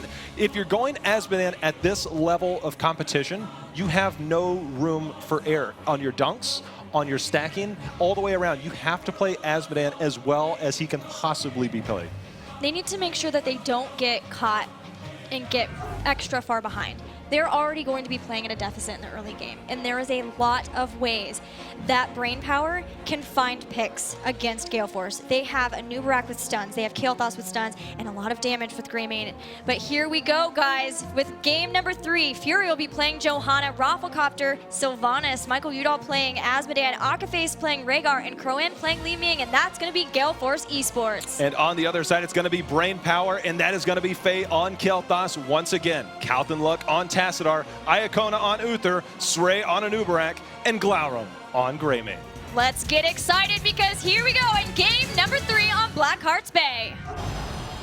Look at that skin, Gilly. He is representing right there. I'm going to pull up the talents and just make sure, just confirm what it is, and that is. So the stacking will be commencing soon. Yeah, I'm just really curious to see this rotation. Obviously, if you're Brainpower, if it's Tomb of the Spider Queen, you can kind of step into a lane and basically kind of disrupt the whole rotation. But Blackheart's Bay is a completely different animal, and we're already seeing a little bit of strategy coming out from Brainpower. Guys, we still have a poll, so you can vote and tell us who you think is going to win. Looking like a lot of people still favoring Brainpower, J-How. I mean, for what it's worth, they came back a little bit. So maybe game 2 sold people. All I got to say is I'm really curious to see how many people are still on Brainpower. I want to see the results of that. They are not giving away their positioning at all, but the Watchtower is grabbed, and they don't know where they're at. I like that they send a lot of people bot. I think maybe knowing that Sylvanas is going, has to be that solo laner, and wanting to make sure that if they send more with her, they can't get any free structures. Well, they're going to recognize that they're going to send Glaurung and Faye to go ahead and rotate bottom. Rafflecopter realizes he has company. Shadow Dagger, a little bit, but he is going to have his hands full if he decides to rotate down with him. The dunks have started, and it'll be a slow burn to the point that they start one-shotting. And the first chests have started as it's 50 seconds. Brainpower is going to get all of them from the tops. Meanwhile, it's Sylvanas versus 2, so Brainpower set this up perfectly. They get all of the doubloons.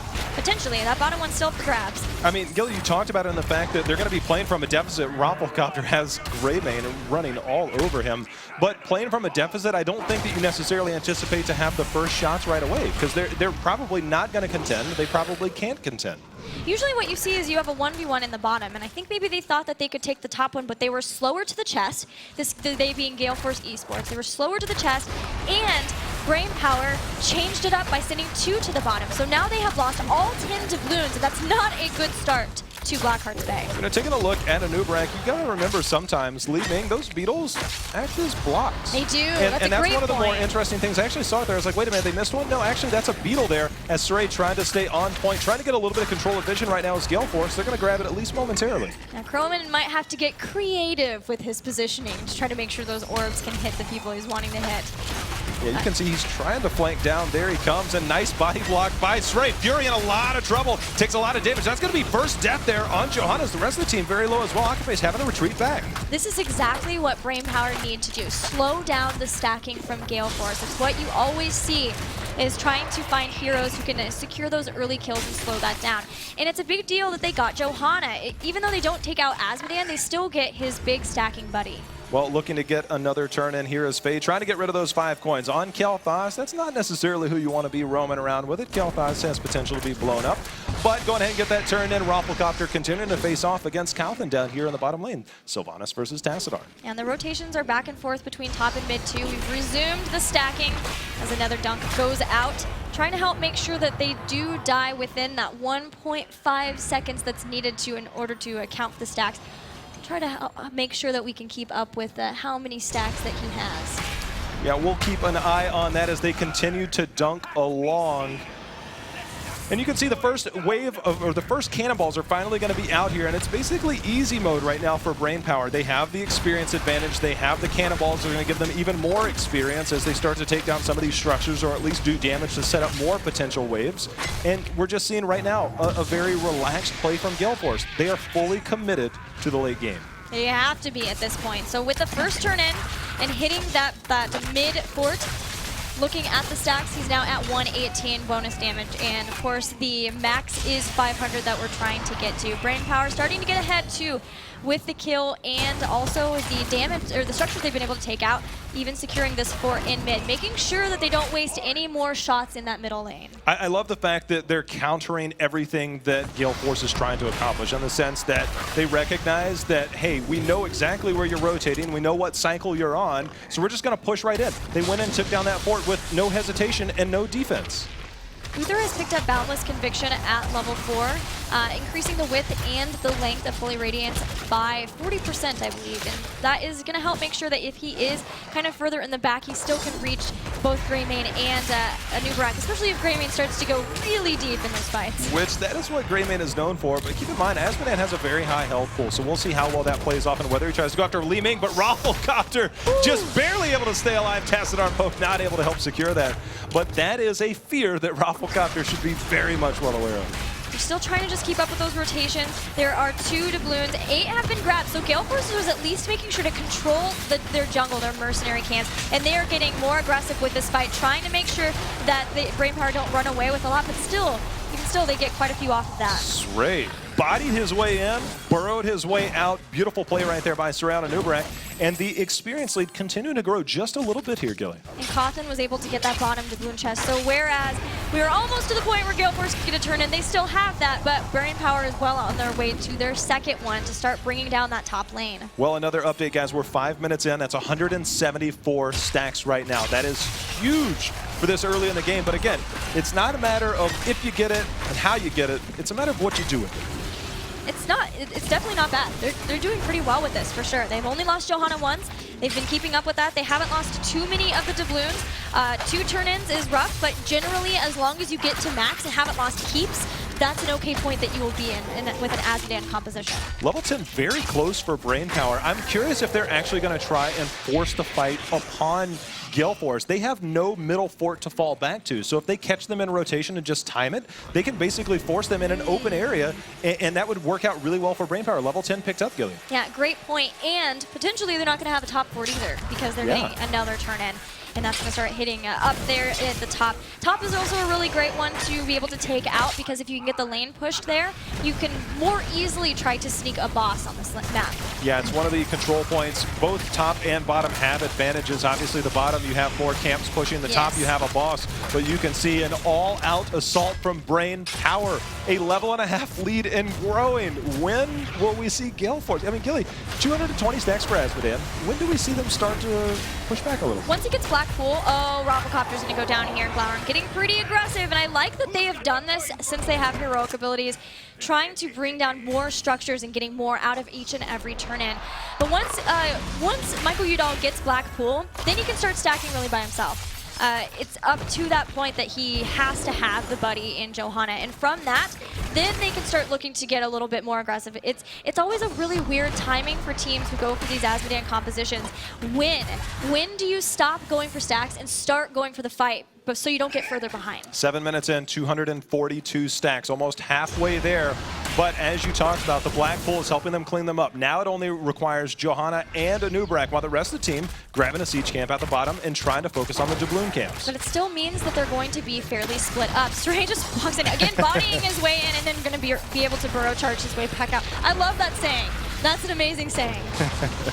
He is out of there, but he is under assault. Blasted Shield has land. The dunk comes in, Gilly. The dunk lands. 5 doubloons that Stray just gave to Gale Force, and they walk right to Blackheart to turn those in. They don't want to be holding too many, and this is the point where they could start to come back in this. And J-How, I really don't see Brain Power having done maybe enough in this game. I'm afraid you're right. It's still not out of control. Greymane can change a fight. Li Ming goes down. What does the rest of the team do? It requires Asmodan to land shots. On the back end, you're not necessarily going to take down Tassadar. Kel'Thas is going to be your primary target. But is there a follow-up as we see the Iron Skin being used?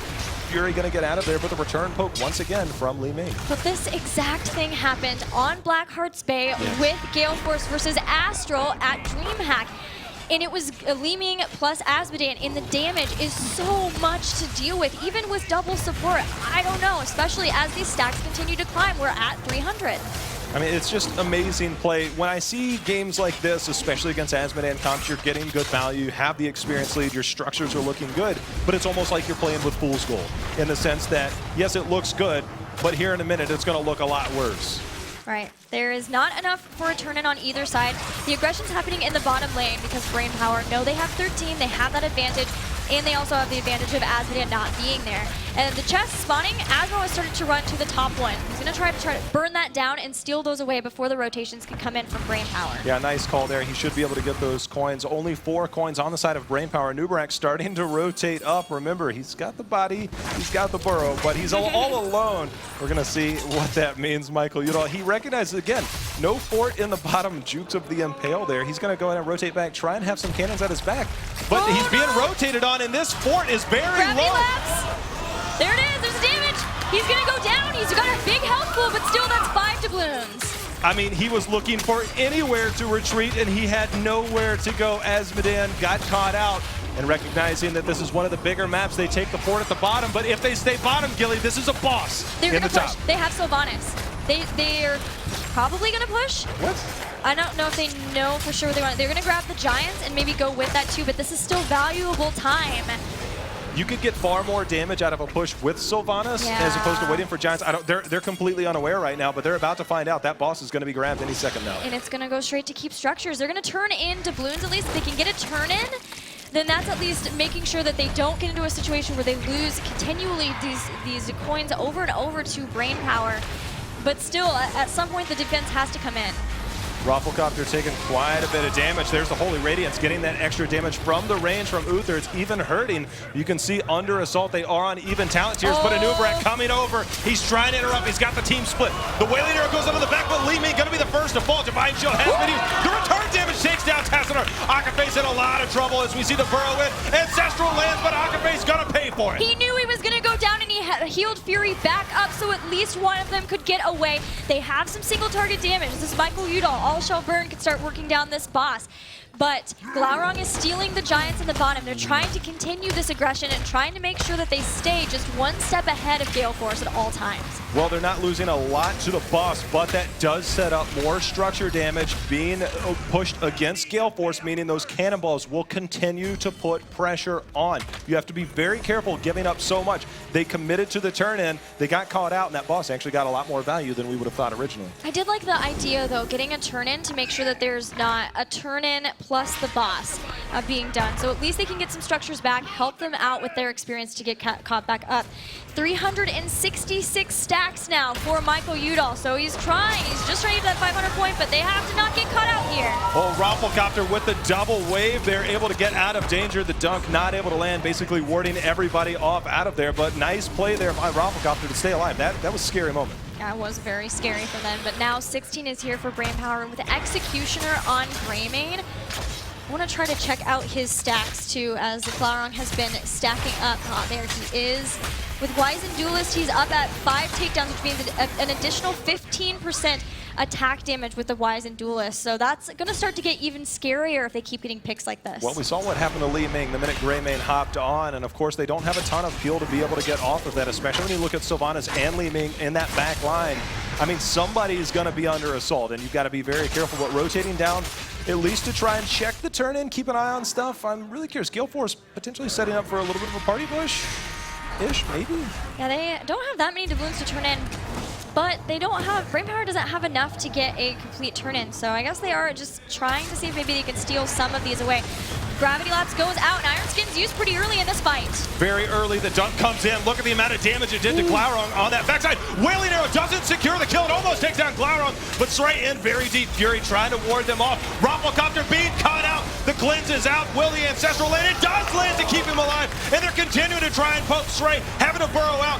Very low right now is Brainpower, and they're continuing the assault. Rafflecopter going in, but the return Gravity Lapse takes down Sylvanas, Gilly. Oh, Sylvanas is down, but Glaurung is going to fall right behind him, and that's a bunch of doubloons just given over to Gale Force.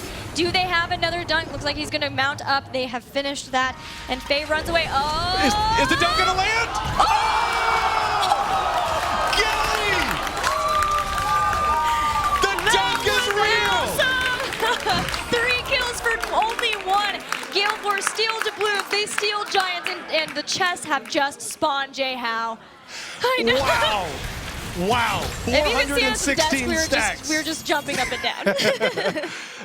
That is the dunk of the game, and that could be a huge turning point. They're starting to catch up in experience. They were able to collect those doubloons. They are sitting on 20 right now, Gilly. Yeah, I think it just came down to, like I said before, Brainpower not dealing enough damage to stop Gale Force. You have to deal irreparable damage before they get to this point, and now they have double support, but if they can't get a kill and fast, those dunks and the poke damage from Li Ming are just going to eat away at the health bars of Brainpower. Every single step is leading to this late game. 14 minutes in, 472 stacks. It's about to get real.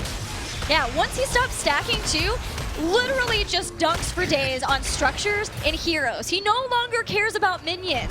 Brainpower have to be scared at that point. Very scared. The experience almost even. The race to 20 is on. We're going to see how many doubloons. I don't think they have enough for another turn-in, but they're continuing to put the pressure on the map, trying to work around here. 498 stacks. We can basically consider the quest done. What are they going to do with it?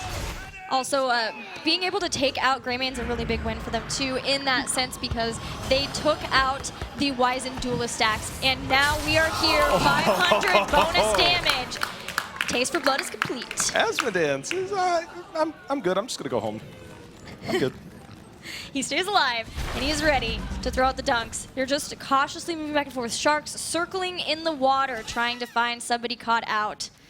12 doubloons, for Gale Force, 8 for Brainpower, and we're basically even on the number of turn-ins. And the amount of structures is basically identical. The kills, not so much, but I imagine this is about to get real exciting real quick. Gale Force with the experience lead now. Yeah, and the big deal is they took out the first keep. So they know that their lanes will be pushing, and it's Brainpower who has to be realizing that they're going to be hitting catapults at their core if they take too long in these big fights. Now, Brainpower's on the boss. Are they going to stay on it? Asmodan starting to rotate up. Gilly, this could decide the game. They might be trying to pull them up because they know Gale Force is ahead in experience. They're just trying to bait them up to make sure that they can get to a fight, not let Gale Force get to 20 before that point. But you heard the dunk came out, and I'm pretty sure it was just to clear the wave in mid, and with that, their experience bar jumped way up, now almost grabbing their Storm talents. Yeah, we should see the next dunk get them 20, and that allows them to help try and force the fight. Will we see an engagement here as Fury going in deep? Here we go. Fury is looking for it. They want to start this off right away before Brainpower can get to 20 and pick up their Storm talents of their own. A big dunk, and FaZe health bar just goes straight to half. I mean, that is scary. And you got to think, Uther's heals are not that quick. And obviously, the dunks come a little bit late. But if you can get the proper follow-up, you're going to be looking for the kills and looking to put the pressure on. Brainpower a little bit split. The dunk is there. Strike getting stunned up, but the D-shield is in. The return impale is going to force them off just a little bit. He used Divine Shield, but then also Locust Swarm, and the fight didn't really continue. So that's now down for a really long time, and that is a lot of Stray's ability to continue into fights. Another dunk, and hello, Faye! Hey, let me have half of your health, please. Oh, if there was ever a reason for hardened focus, it is right now. Uther is being taxed severely. Oh, wow, wrong. We do see the Oracle coming out to basically identify the dunk is there. The Wailing Arrow, can they get the follow-up? As we see Rafflecopter getting very aggressive with his Haunting Waves, trying to get in position, continue to do damage, but FaZe starting to rotate over. Look for the huge follow-up from the Gravity Black Lapse. Bull is ready. Oh, this is tense, Gilly. Oh, big mirror ball hits a lot of members. Here comes the dunk. Glaurung gets shielded up and stays alive, and this might be the chance for them to try to get into a big fight and take people down. Got a lot. The Heroics are out. Nice burrow in. Fury in very deep. Can we get a return dunk? The Gravity Lapse misses. Indestructible in for Fury, but the dunk isn't going to be able to secure the Ancestral is landing, Gilly. This is huge. Michael Udo under full assault, but down goes Greymane. Will Michael Udo survive? Living Bomb explodes, takes down Asmodan. But one for a complete team wipe. Uther's going to come back up, and they're watching for it. A perfectly timed condemn, and down goes Uther again. And in the bottom lane, the camps have been pushing this entire time, opening up the lane, and Gale Force has game in mind as they are rotating. Gilly, I think this might be it. I think we are about to see Gale Force race across and take game number 3 to move on to the semifinals. Health bar is still a little bit low, but nothing is standing in the way here. 30 seconds until anybody is back up. This is going to be it, J-How. I mean, this is the Asmodan strategy. The Asmo dunk is real. Gilly, you called it from the minute the draft started. Late game is where it's at, and they absolutely showed why they love Asmodan on this map. The GGs, the spinning pro-in, and Gale Force eSports moves on to the semifinals.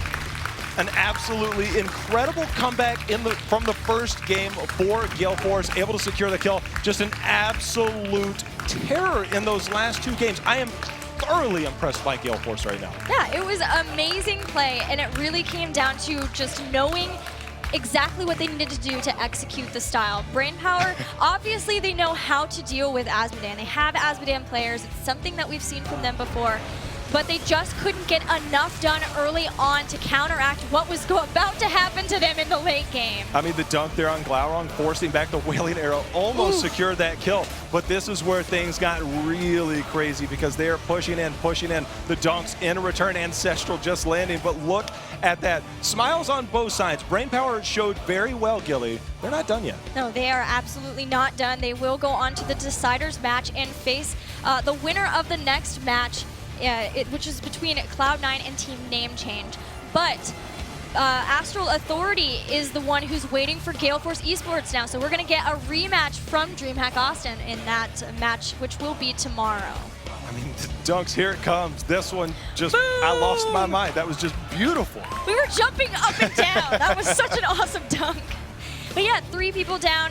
The damage, they tried to mitigate it as much as they could, right? They had hardened focus on Uther. They had Tassadar shielding. They had storm shields. But in this last fight here, the storm shielding from Rhaegar was just as important. This is the point that they could have tried to get the fight, but it was just enough shielding to turn it around. But guys, it's time to hear from our victors, Gale Force eSports. Alrighty, guys, I'm Solid Jake here with Michael Udall. Congratulations, man.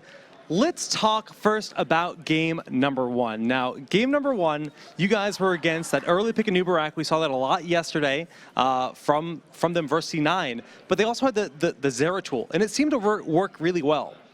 Yeah, I mean, props to COG. They had a comp that pretty much no one else runs. Like Glorong plays a really good Zera tool, so he's really good to noob. But I mean, I'm pretty sure they had Leeming, if my brain remembers correctly, and the Leeming was just destroying us. Because I thought it was like, yo, we can outpoke them, but then the Leeming was just absolutely demolishing our team because they had double heal. So that first game was really rough, but like, I'm really happy the team came back and rebounded, and we were able to win those last 2 games. So how important do you think the actual Nubarak ban in game 2 was for you guys? Well, I mean, I think we isolated Sray's champion pool because we banned the Anub and then we banned the ETC, and I know those are his 2 most comfortable tanks. So I think it was huge. I think it was really, really big. All right, going into game number 3, I gotta say it was pretty darn obvious what you guys are going for. The Anub, the Asmodan composition. You guys have become almost, well known for that at this point. So are you just like not afraid that teams can respond to that? Well, I mean, Blackheart's Bay, that's like one of our best maps, so I don't know why they let it through, but guess they did, and they paid the price. Alrighty, man. Well, congrats on advancing to the playoffs, and good luck there. Alrighty, friends. Well, that's going to do it for this matchup, but we have 2 more coming up, so we'll be back in just a few more moments. Stay tuned.